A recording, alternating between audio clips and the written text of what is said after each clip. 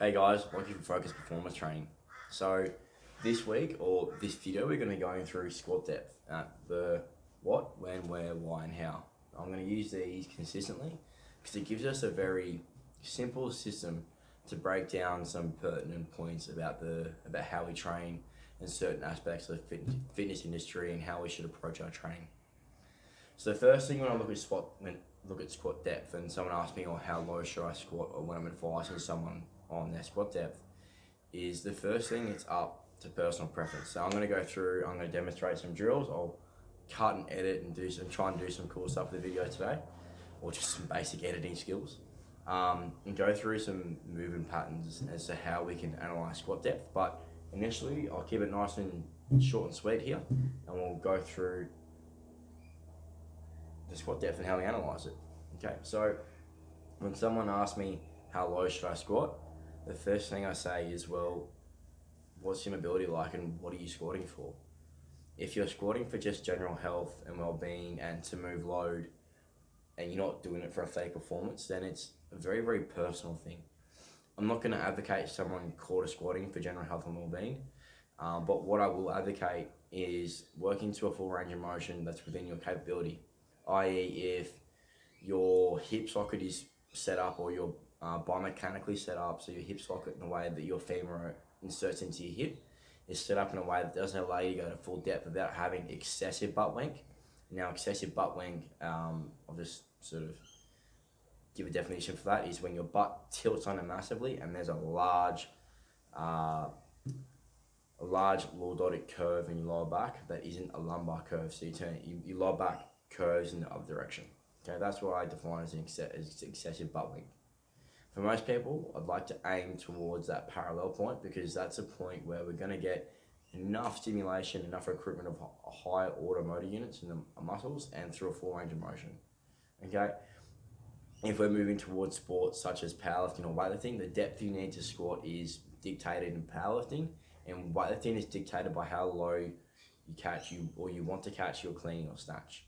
Okay, so the lower you can receive a bar in your snatch or your clean, the less effort you have to put on the bar to get it higher, so the more efficient you can be and the stronger you can be in a bottom position. So for weightlifters, you want to squat absolute full range of motion. For powerlifters, the idea is that you get your hip crease just in line or below parallel, okay, and that's the rules as per, I'm pretty sure, I know it is for IPF, and I'm pretty sure for GPC as well. Okay, they're the two different powerlifting federations.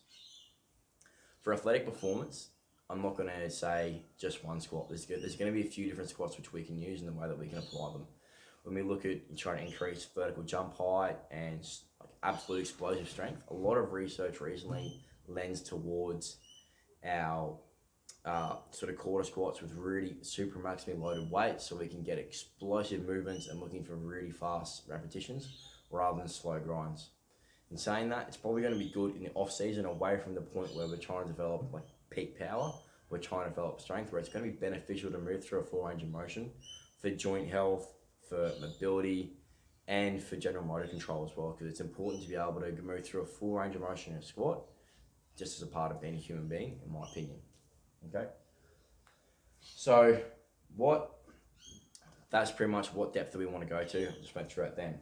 When do we want to go through that and how often? In my opinion, I'd like to see people going through some form of squat pattern on a daily basis in good form, whether it's in the warm-up or as a working weight. You don't just squat every day, but going through a squat pattern on a daily occurrence is going to be of benefit to you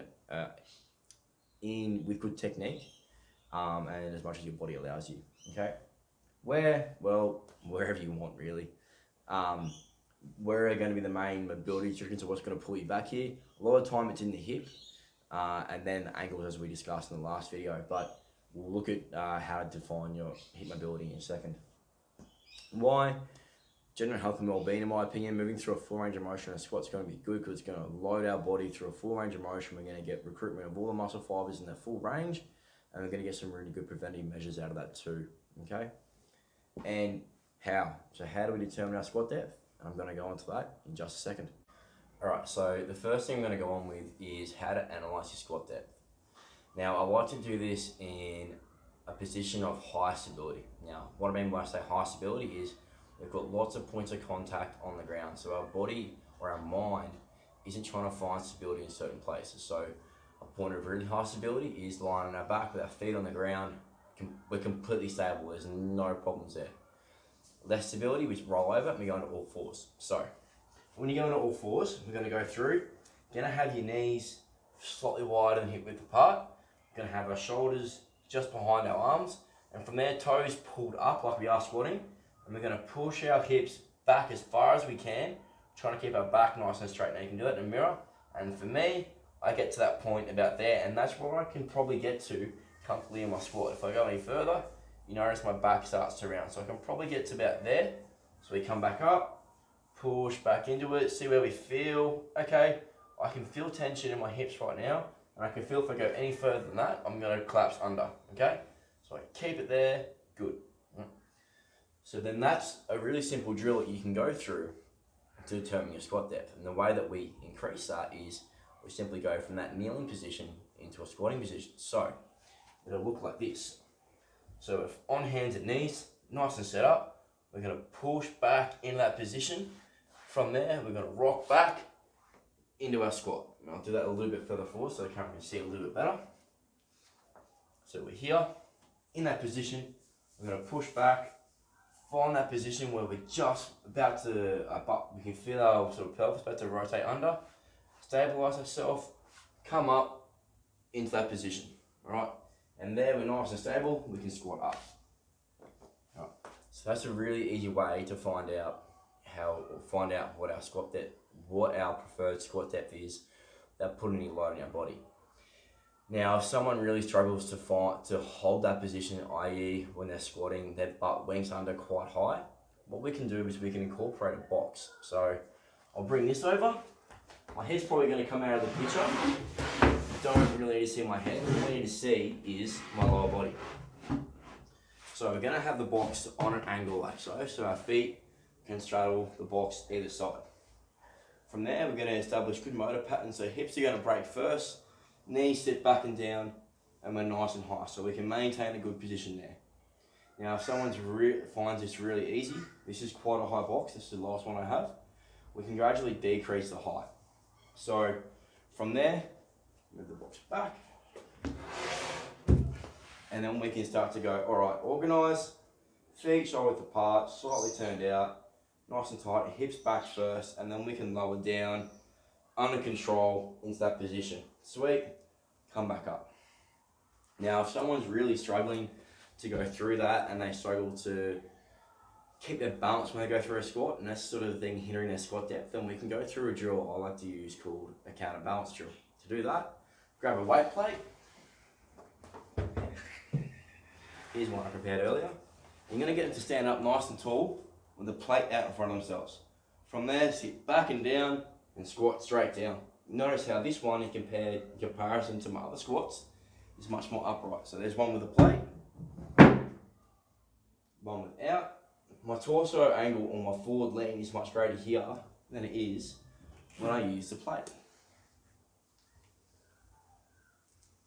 And the reason for that is that the plate changes our center of gravity, so it's out in front of ourselves.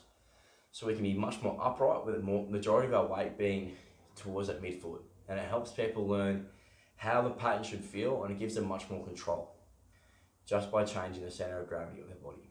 Okay, so there's some really quick, simple drills as to identify what depth you should be squatting to, how to improve it if the problem's a motor control issue. Motor control issue being that they can get to that point on all fours, but when they stand up to go through it, they tend to rock back and forth, and they can't control it that well. And how to improve it. If you just go through that day to day and you gradually decrease the load, so go from maybe a 10 kilo to a 5 kilo to a 2.5 to 1.25, and then all of a sudden you're free weight with a good upright torso and we're going well. Okay, so obviously when you got weight in front of you, you're going to be able to maintain a much more upright torso, but it's going to allow us to learn and how to feel that position much better. Okay. I hope this has been a benefit to you guys, and sort of answering that question around squat depth. How low should I go? Should I squat ass to grass? End of the day, you don't need to, okay? What I recommend is trying to go to parallel as best you can. I think box squats are a good idea. Some people don't like them because you're crushing 2 points between putting like a lot of weight and then you come into an absolute stop. What I don't want to see with box squats is someone coming down and plodding on them. So for example, when we go through, set them up, a lot of people will come through this box squat and they'll go, and they'll rock back and lose tension.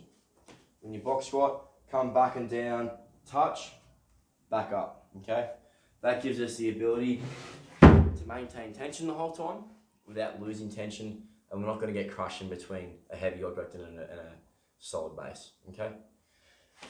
That's a good one. So I hope this has been a help, guys. Again, Lockie and Focus Performance Training. If you've got any questions, hit me up.